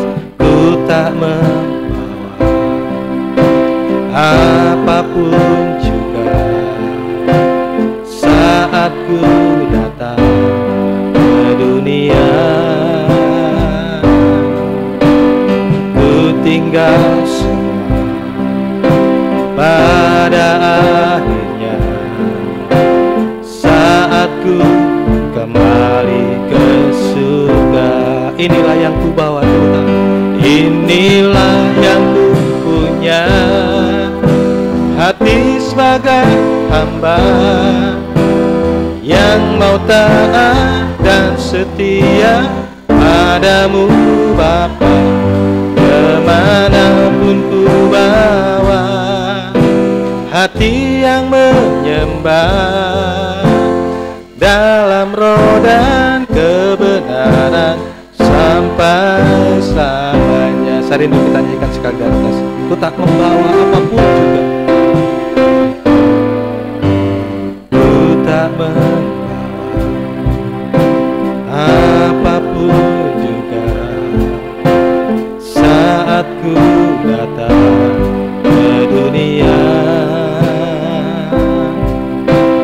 Ku tinggal semua pada akhirnya saat ku kembali ke surga. Inilah yang ku punya, hati sebagai hamba. Inilah yang ku punya, hati sebagai hamba yang mau taat dan setia padamu Bapa. Kemanapun ku bawa, hati yang menyembah dalam roh dan kebenaran sampai selamanya. Bagaimana ku membalas kasih-Mu, segala yang ku punya itu milik-Mu. Inilah yang ku punya, hati sebagai hamba yang mau taat dan setia padamu Bapa, kemanapun ku bawa. Hati yang menyembah dalam roh dan kebenaran sampai selamanya. Dalam roh dan kebenaran sampai selamanya.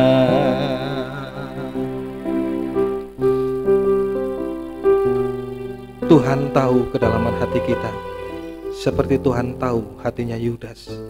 Tuhan sebenarnya mengasihi Yudas. Tuhan ingin memproses Yudas menjadi murid, akan menjadi rasul yang sempurna. Tetapi sayang Yudas menolak. Kita juga seperti Eglon. Sebenarnya Tuhan ingin menyucikan kita, membuat kita sempurna. Tapi biarlah saat ini kita sebenarnya bisa makan firman Tuhan dan kita mau taat sungguh-sungguh. Firman Tuhan bukan hanya kita dengar, tetapi firman Tuhan itu harus kita lakukan dengan sungguh-sungguh. Bila pedang firman saat ini bukan untuk menghukum kita, tetapi menyucikan terutama perut hati kita yang diisi lemak-lemak, yang seharusnya milik Tuhan, milik sesama, itu harus kita kembalikan kepada Tuhan dan kita kembalikan kepada sesama. Supaya pedang itu tidak menjadi pedang penghukuman seperti yang terjadi kepada Eglon. Seharusnya biasa sempurna bisa sampai kepada kerajaan surga, tetapi sayang dia harus mengalami satu hal kematian yang benar-benar mengerikan. Bila saat ini sungguh-sungguh pedang firman, pedang roh itu mau menyucikan perut hati kita, sehingga tidak ada lagi hati kita diisi dengan keinginan jahat, cinta akan uang, tetapi kita bisa memberi kepada Tuhan apa yang menjadi milik Tuhan dan apa yang menjadi milik sesama kita. Terima kasih Tuhan. Terima kasih buat firman-Mu saat ini Tuhan. Kami sungguh-sungguh dikoreksi oleh firman Tuhan. Seringkali Tuhan hati kami diikat oleh cinta akan uang yang membawa kami ke dalam kebinasaan Tuhan, yang tidak bisa membawa kami mendapat bagian dalam kerajaan surga. Tapi biarlah pedang itu menyucikan kami. Pedang itu adalah kasih-Mu Tuhan. Engkau mau memproses kehidupan kami untuk kami bisa menjadi sempurna, sama seperti Engkau sempurna Yesus. Terima kasih Tuhan, terima kasih buat firman-Mu saat ini Tuhan. Tetapkan sungguh-sungguh Tuhan, memproses kehidupan kami Tuhan, agar seperti apa yang tertulis tadi Tuhan, lebih berbahagia kami memberi daripada menerima. Itulah Tuhan kebahagiaan surgawi kepada anak-anak-Mu, pelayan-pelayan-Mu, bahkan seperti hamba-Mu ini Tuhan. Lebih berbahagia memberi Tuhan daripada menerima. Terima kasih Tuhan, terima kasih Engkau sungguh baik, Engkau sungguh mengasihi kami Tuhan. Terima kasih Tuhan, tolong kami saat ini Tuhan, bila yang masih terikat semuanya, pedang itu bisa menyucikan, memutus ikatan-ikatan itu, sehingga kami terlepas Tuhan. Kami bisa mengembalikan milik Tuhan dan bisa mengembalikan milik sesama kami. Terima kasih, Engkau sungguh baik, Engkau sungguh mengasihi kami Tuhan.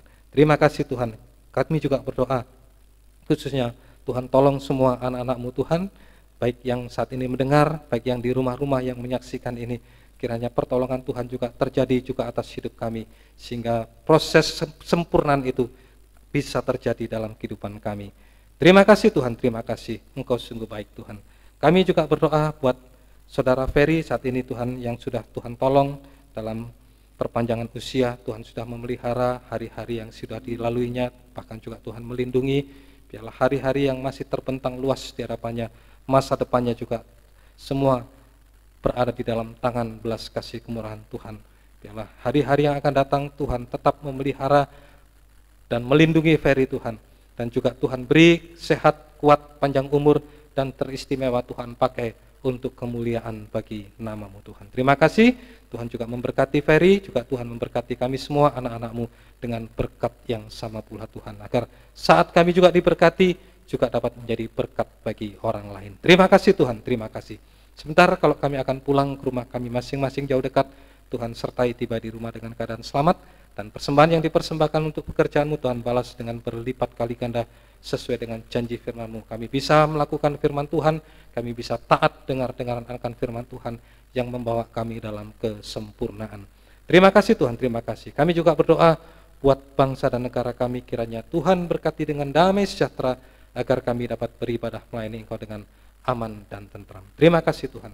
Sekarang saudaraku, biarlah kiranya berkat, rahmat, damai sejahtera, serta kasih-Nya di dalam persekutuan dengan Allah Bapa, Allah Sang Putra, dan Allah Roh Kudus, yaitu Tuhan Yesus Kristus, menyertai kita mulai dari saat ini sampai selama-lamanya. Dalam nama Tuhan Yesus Kristus, kami sudah berdoa, haleluya. Amin. Selamat pulang, Tuhan berkati.